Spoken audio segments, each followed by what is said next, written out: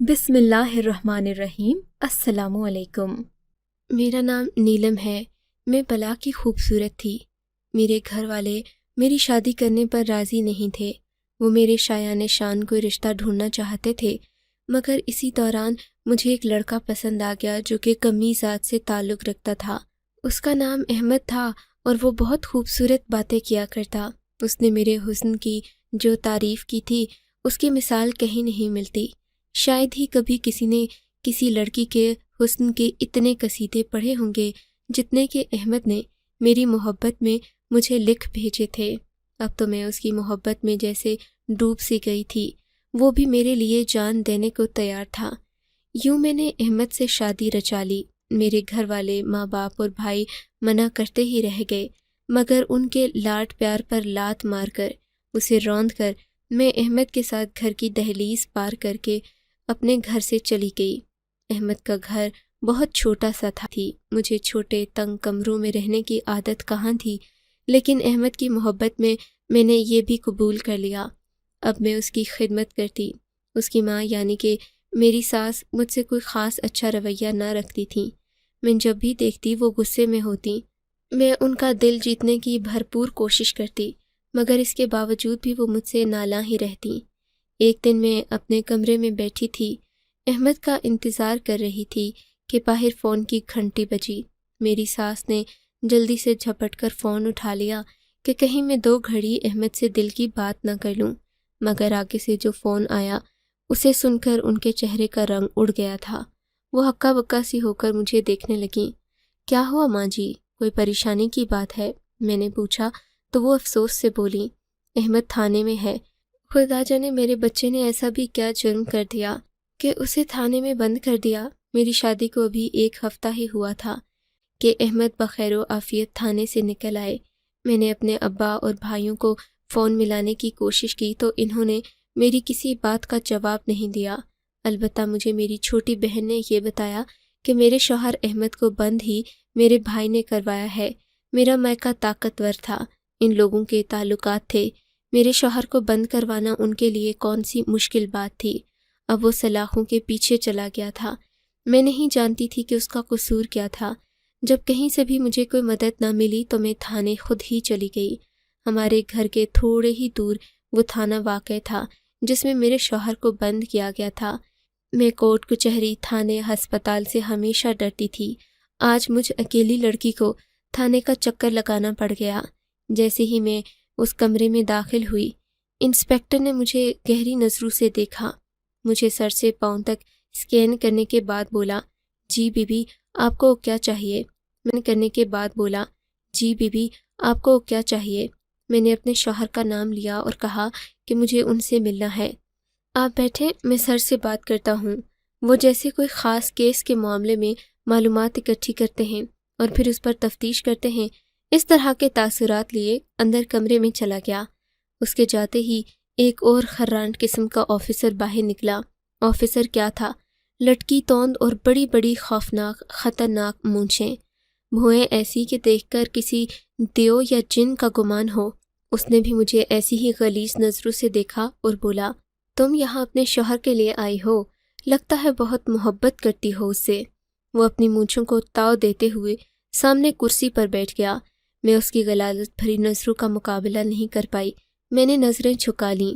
तब उसने राल टपकाती नज़रों से एक बार फिर मुझे देखा और बोला, हमारे ऐसे नसीब कहाँ, जितना तुम्हारा शौहर पूरे महीने में कमाता है मैं 1 दिन में कमा लेता हूँ। ये कहकर वो ज़ोरदार कहकहा लगाकर हंस पड़ा। मेरी बेबसी के मारे आंखों में आंसू आ गए। अरे आप रोइए मत, आप जैसे लोगों को मैं रोता हुआ नहीं देख सकता। बताएं क्या बात है, मैं आपकी क्या मदद करूं? मैंने फिर अपने शौहर का नाम लिया। तब वो और भी हैरान हुआ और बोला, क्या आप वाकई अहमद की बीवी हैं? मैं तो यकीन नहीं कर सकता कि उस जैसे कंगले को इतनी खूबसूरत और शरीफ लड़की भी मिल सकती है। वो ये कहता अपनी फाइल पर झुककर काम करने लगा। सर मुझे अपने शौहर से मिलना है, क्या ऐसा मुमकिन है? और क्या मैं पूछ सकती हूँ कि आपने उन्हें किस जुर्म में इस थाने में बंद किया है? बीबी हमें ऊपर से ऑर्डर आए हैं, हम जुर्म नहीं पूछते, हम बस हुक्म की तामील करते हैं। उसने मुझे एक नज़र दोबारा देखा और फिर अपने काम में मसरूफ़ हो गया। تو اب میں کیا کروں؟ میں آپ کی مدد کر سکتا ہوں، لیکن اس کی ایک شرط ہے۔ اس نے شرط ہے، آپ بتائیے، میں نے بے تابی سے پوچھا تھا۔ آپ اندر کمرے میں آئیں، میں آپ کو تفصیل سے بتاتا ہوں۔ یہ کہہ کر اس نے اپنی فائل اٹھائی اور اندر کمرے میں چل دیا۔ میں بے بسی، مجبوری اور لاچاری کی تصویر بنے اس کے پیچھے کمرے میں داخل ہو گئی۔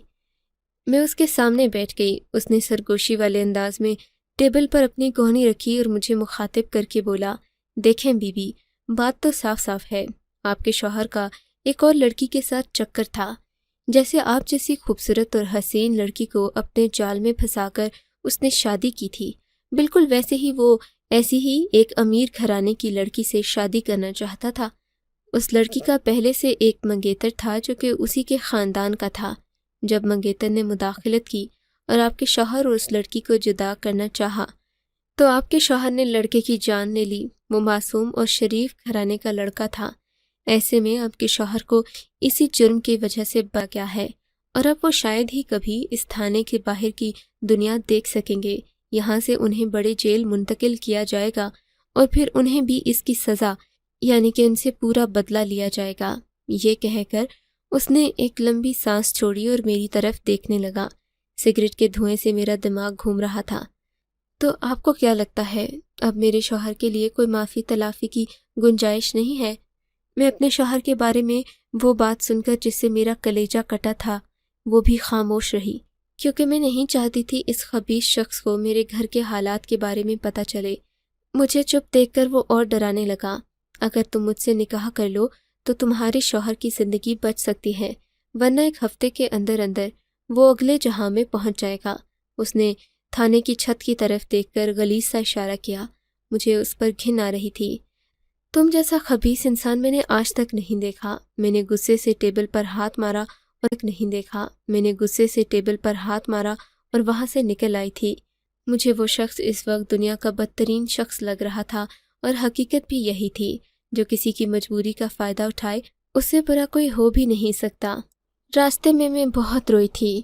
مجھے احمد سے یہ امید کبھی بھی نہیں تھی کہ وہ مجھے دھوکہ دے کر کسی اور لڑکی سے شادی کرنا چاہے گا، جبکہ میں تو اس کے بارے میں ہمیشہ سے یہی سوچتی آئی تھی کہ وہ مجھ سے بے پناہ چاہتا ہے۔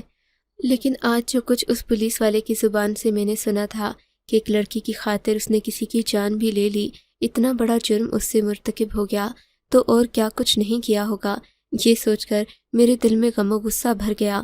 میں چاہتی تھی کہ میں کبھی بھی احمد کی شکل دوبارہ نہ دیکھوں۔ گھر گئی تو ساس میرا انتظار کر رہی تھیں۔ ان کے بھی آگے پیچھے پوچھنے پاچھنے والا کوئی نہیں تھا۔ ان کے بیٹے کو لینے اور ضمانت پر رہا کروانے تھانے کوئی جا بھی نہیں سکتا تھا۔ ایک میں ہی ان کے بیٹے سے محبت کرتی تھی اور اپنی دنیا اس کے لیے لٹا بیٹھی تھی۔ ساس نے مجھ سے تفتیشی نگاہوں سے پوچھا، کیا ہوا؟ میرے بچے کو انہوں نے کیوں بند کیا ہے؟ میں نے کوئی جواب نہیں دیا اور اپنے کمرے میں چلی گئی۔ وہ میرے پیچھے پیچھے میرے کمرے تک آ گئیں۔ تب مجھے حقیقت بتانا ہی پڑی۔ ساس سر پکڑ کر بیٹھ گئی۔ مجھے پتا تھا تجھ منحوس کے آنے سے اس پر ایسی ہی مصیبتیں نازل ہوں گی۔ مجھے پکا یقین ہے یہ کام تیرے باپ اور بھائیوں کا ہی ہے، وہ ہی ایسا کر سکتے ہیں، ورنہ آج تک تو میرے بچے نے کسی چونٹی تک کو نہیں مارا۔ ایسا کیسے ہو سکتا ہے کہ وہ کسی لڑکے کا قتل کرے؟ ارے ایسے لوگوں کی نشانیاں ہی اور ہوتی ہیں۔ کیا تم نے دیکھا نہیں، میرا بیٹا گھر کبھی دیر سے نہیں آیا، وہ ہمیشہ تمہاری محبت میں تمہارا دیوانہ بنا رہا، آخر اس کا قصور ہی کیا ہے؟ ساس خود کا ماتھا پیٹنے لگی۔ واقعی میری شادی کو دن ہی کتنے ہوئے تھے۔ اگر احمد کے دل میں کوئی اور ہوتا تو وہ کسی اور کو ہی شادی کر کے اپنی دلہن بنا لیتا۔ مجھ سے شادی کرنے کی ضرورت ہی کیا تھی؟ پھر اتنے بڑے خاندان سے ٹکر لینا اور ان سے لڑنا اپنے آپ کو موت کے منہ میں دھکیلنے کے مترادف ہے۔ مگر میں نے احمد کی نیت پر بہت جلد شک کر لیا تھا۔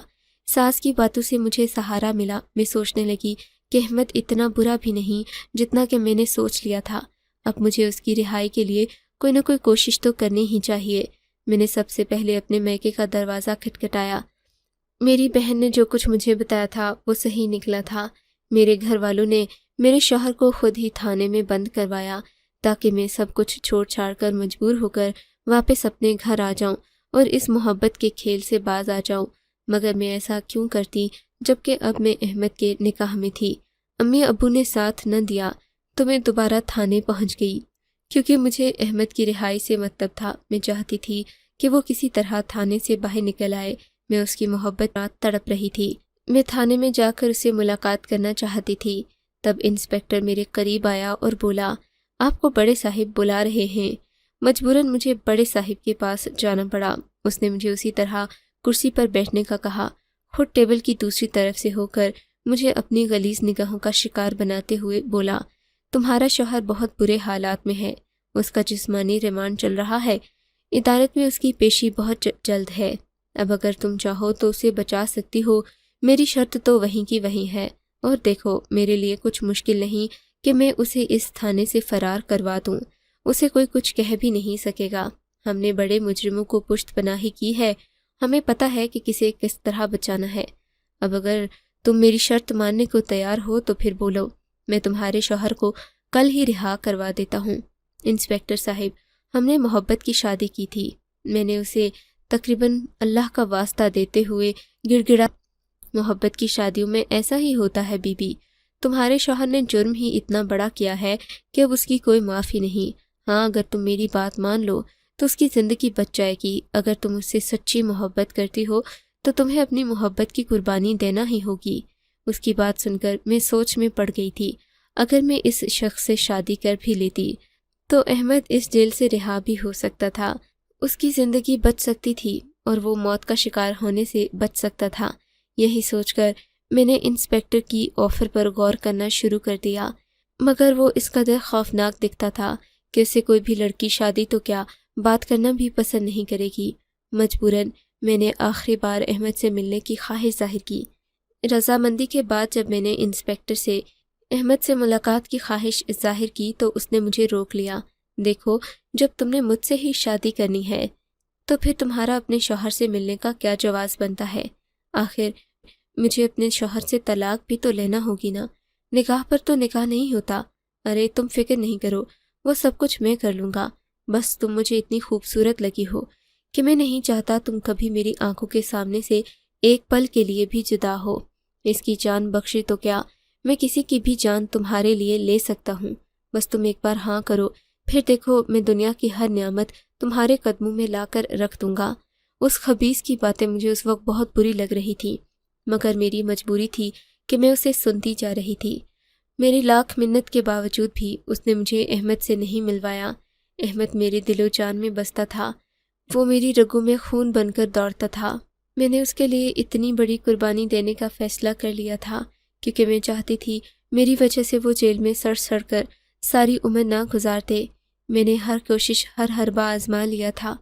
میرے پاس آخری راستہ انسپکٹر سے شادی کرنا ہی بچا تھا۔ میں نے اپنے شوہر سے ملے بغیر ہی نکاح کی حامی بھر لی۔ شام کو انسپکٹر مجھے اپنی گاڑی میں بٹھا کر ایک انجان جگہ پر لے گیا۔ یہ کوئی ہوٹل تھا جس کو دیکھ کر میرے ذہن میں احمد کے ساتھ شادی کی یادیں تازہ ہو گئیں۔ ہم بھی گھر سے بھاگ کر اسی طرح آئے تھے۔ آج میرے دل میں کوئی خوشی نہیں تھی، میری آنکھوں سے آنسو بہہ رہے تھے، میں کسی اور کی ہونے جا رہی تھی۔ یہ کیسا نکاح تھا جس میں نہ میں نے عدت پوری کی، نہ ہی کوئی اور کارروائی ہوئی۔ میں تو اپنے حواس کھو بیٹھی تھی۔ مجھے ان مسائل کی باریکی کا اندازہ بھی نہیں تھا۔ مجھے یہ بھی معلوم نہیں تھا کہ میں کیا کرنے جا رہی ہوں۔ میری عمر اس وقت صرف اور صرف 17 سال تھی۔ اس نازک اور کچی عمر میں انسان کے دماغ پر اس کے خواب طاری ہوتے ہیں، وہ کسی اور چیز کو نہ دیکھتا ہے نہ سمجھتا ہے۔ انہی سوچوں میں گم تھی کہ اس نے گاڑی کا دروازہ کھولا۔ اس نے مجھے اپنے پیچھے آنے کا اشارہ کیا۔ میں اس کے پیچھے پیچھے کسی مجرم کی طرح چل رہی تھی۔ ہوٹل کے ریسیپشن پر جا کر اس نے میرے اور اپنے لیے ایک کمرہ بک کیا۔ ہوٹل کا عملہ مجھے عجیب سی نظروں سے دیکھ رہا تھا جبکہ وہ اپنی وردی میں ملبوس تھا۔ تھوڑی دیر میں وہ مجھے ایک کمرے میں لے آیا۔ تم یہاں بیٹھو، میں مولوی صاحب کا بندوبست کر کے آتا ہوں، یہ کہہ کر وہ کمرے سے نکل گیا۔ میں حیرت اور بے بسی کی تصویر بنے کمرے کو غور سے دیکھ رہی تھی۔ جی چاہتا تھا کہ میں بھی اس کھڑکی سے کود کر اپنی جان دے دوں، لیکن حرام موت مرنے کا کیا فائدہ؟ پھر تو احمد سے ملاقات کا کوئی بھی بہانہ باقی نہ رہ جاتا۔ اس طرح کم از کم میں احمد کی زندگی تو بچا رہی تھی۔ اگر میں بھی مر جاتی تو خدا جانے میرے احمد کا کیا ہوتا۔ میں یہی سوچ سوچ کر پریشان تھی۔ آدھے گھنٹے کے بعد وہ خبیث واپس آیا اور بولا، چلو ہمارے نکاح کا وقت ہو گیا ہے، تم یہیں بیٹھو، کچھ لوگ آئیں گے، وہ تم سے قبول و ایجاب لیں گے، بس تم نے ہاں کہہ دینی ہے، اس کے بعد سمجھو کہ اس دنیا میں آزاد گھومے گا پھرے گا، کوئی اسے کچھ نہیں کہہ سکے گا۔ میرا دل زور زور سے دھڑکنے لگا تھا۔ نکاح کے کاغذات پر سائن کرنے سے پہلے میرے جسم میں جیسے جان ہی نہیں رہی تھی۔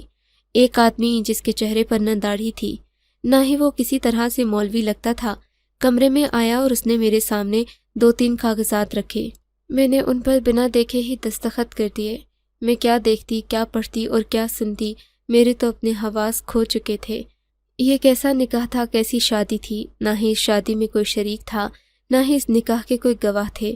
مجھ سے بس کاغذ پر دستخط لیے گئے، پھر وہ لوگ باہر چلے گئے، وہ خبیث اندر آ گیا، اس کے ارمان پورے ہو گئے اور میں اپنی بے بسی پر روتی رہ گئی۔ 6-7 دن یہ آنکھ مچولی کا کھیل چلتا رہا۔ اب میں اسے کہنے لگی تھی کہ تم مجھے اپنے گھر لے چلو، ہوٹل میں تو آپ اپنا گھر نہیں بسا سکتے، کسی بھی شخص کو شادی کے لیے گھر کی ضرورت ہوتی ہے، میں رہوں گی۔ اس نے مجھے تسلی دی کہ وہ نیا گھر بنا رہا ہے، کیونکہ اس نے پہلے سے شادی کر رکھی ہے تو وہ مجھے اپنی پہلی بیوی کے ساتھ نہیں رکھ سکے گا، اسے مجھے الگ گھر میں رکھنا ہوگا۔ جب ہی اس نے میرے لیے ایک بہت بڑا گھر لے رکھا ہے۔ 1 ہفتہ مزید یہ کھیل چلتا رہا، میں اس سے سوال کرتی رہی، وہ مجھے بہلاتا رہا۔ تقریباً 1 ہفتے کے بعد اس کی حقیقت کھل کر سامنے آنے لگی، اس کے ارادے عیاں ہو گئے اور میں اپنی بے بسی پر کچھ بھی نہ کر سکی۔ ہفتے کی رات وہ خبیث میرے پاس آیا اور بولا، بس میں تمہیں سوموار کو یہاں سے لے جاؤں گا، تم یہاں میرا انتظار کرنا، اس کے بعد ہماری زندگی میں تمہارے اور میرے علاوہ کوئی نہیں ہوگا۔ مجھے اس سے محبت نہیں تھی مگر میں ایک تحفظ چاہتی تھی۔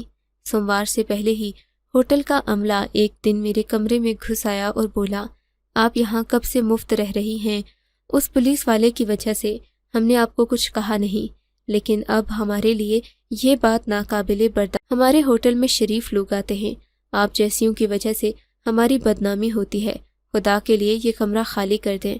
میں ان لوگوں پر حیران تھی۔ میں نے انسپیکٹر صاحب کا بتایا تو وہ بولے، ان کا تو یہ روز کا کھیل ہے، وہ اسی طرح کی بیوقوف لڑکیوں کو یہاں لاتے ہیں اور پھر ان کے ساتھ کچھ دن عیاشی کرنے کے بعد یہ کمرہ خالی کر دیتے ہیں۔ انہوں نے کبھی ہمیں کرایہ نہیں دیا، اپنی بدماشی کی بنیاد پر وہ ہمیں بھی لوٹتے ہیں اور ان معصوم لڑکیوں کو بھی جن میں نہ دماغ ہے نہ عقل۔ خدا جانے آپ لوگوں کے دماغ میں عقل ہے کہ نہیں جو آپ لوگ اس خبیث کے ساتھ بار بار چلی آتی ہیں۔ ہوٹل کے عملے کی بات سن کر میرا رواں رواں کانپنے لگا۔ یہ ایک بہت ہی مخلص شخص تھا جس نے مجھے یہ ساری کہانی سنائی تھی۔ میرا تو ان کے ساتھ نکاح ہوا ہے۔ میں نے ذرا ہمت کر کے کہا تو وہ ہنس پڑا، یہ نکاح تو وہ ہر مہینے کرتا ہے، اور یہ نکاح نہیں، اس کے تھانے کے کاغذات ہیں جن پر دستخط کرنا کوئی معنی نہیں رکھتا، اس کے لیے تو یہ بائیں ہاتھ دستخط کرنا کوئی معنی نہیں رکھتا، اس کے لیے تو یہ بائیں ہاتھ کا کھیل ہے۔ اس شخص کی باتوں نے مجھے حیران پریشان کر دیا۔ میں ہوٹل سے لٹی پٹی نکلی۔ میں بہت خوفزدہ تھی، دل چاہتا تھا زمین پھٹے اور میں اس میں دھس جاؤں۔ یہ میرے ساتھ کیا ہو گیا تھا؟ میں روتی پیٹتی اپنے گھر پہنچی۔ میں نے سوچا تھا شاید احمد کو رہا کر دیا ہو۔ احمد اپنے کمرے میں آرام سے سو رہا تھا۔ میری ساس نے مجھے دیکھا تو مجھے دیکھ کر کوسنے لگی، تیری وجہ سے میرا بیٹا تھانے میں بند ہوا تھا، اب تو دوبارہ آ گئی، ڈائن کہیں کی، جہاں گئی تھی منہ کالا کرنے وہیں رہ جاتی۔ ساس کی باتوں نے میرا دل چھلنی چھلنی کر دیا، مگر میرے احمد پر مجھے بھروسہ تھا، وہ تو مجھ سے محبت کرتے تھے، وہ تو میرے آنے پر خوش ہوں گے۔ یہ سوچ کر جب میں کمرے میں گئی تو انہوں نے مجھ سے منہ پھیر لیا، کہنے لگے، مجھے سب پتہ چل گیا ہے، تھانے کے عملے نے مجھے بتا دیا کہ تم نے میری عزت پر داغ لگا دیا، تم جیسی لڑکی کو میں دوبارہ، مجھے تم سے گھن آ رہی ہے۔ احمد کی یہ باتیں سن کر میرے آنسوؤں کا بند ٹوٹ پڑا، 1000 معافی تلافی، لیکن اس کا کوئی فائدہ نہیں ہوا۔ میں اس قدر روئی، اس قدر ٹوٹی کہ شاید ہی زندگی میں کسی کو اتنا دکھ ملا ہو۔ میں لٹ بھی گئی اور مجھے میری منزل بھی نہ ملی۔ اب سوائے رونے کے مجھے اور کوئی کام نہیں۔ میرے ماں باپ چاہتے ہیں کہ میں دوبارہ ان کے پاس چلی جاؤں، جبکہ جو ماں باپ اور بھائی میری ہی عزت تار ہونے کے ذمہ دار ہیں، میں ان کے گھر کیسے چلی جاؤں؟ میں آج بھی دارالامان میں روپوش ہوں۔ میں اپنے ماں باپ اور اپنے بہن بھائیوں کا چہرہ تک دیکھنا نہیں چاہتی، جنہوں نے میری ہستی بستی جنت میں آگ لگا دی۔ اب آپ ہی بتائیں قصور کس کا ہے؟ کیا میرا قصور ہے جس نے محبت کی شادی کی یا میرے ماں باپ کا جنہوں نے اپنی ضد اور انا کے آگے میری عزت توڑنے کا بھی خیال نہیں کیا۔ میں اپنے شوہر سے گلہ کروں کہ اپنے نصیب کا رونا روؤں۔ آپ ہی مجھے بتائیں کہ میں کیا۔ آپ کو اگر یہ کہانی اچھی لگی ہے تو اس ویڈیو کو لائک کیجیے اور اس طرح کی مزید کہانیاں سننے کے لیے ہمارے چینل کو ضرور سبسکرائب کیجیے۔ کہانی سننے کا شکریہ۔ آپ سے ملاقات ہوگی اگلی ویڈیو میں، تب تک کے لیے اللہ حافظ۔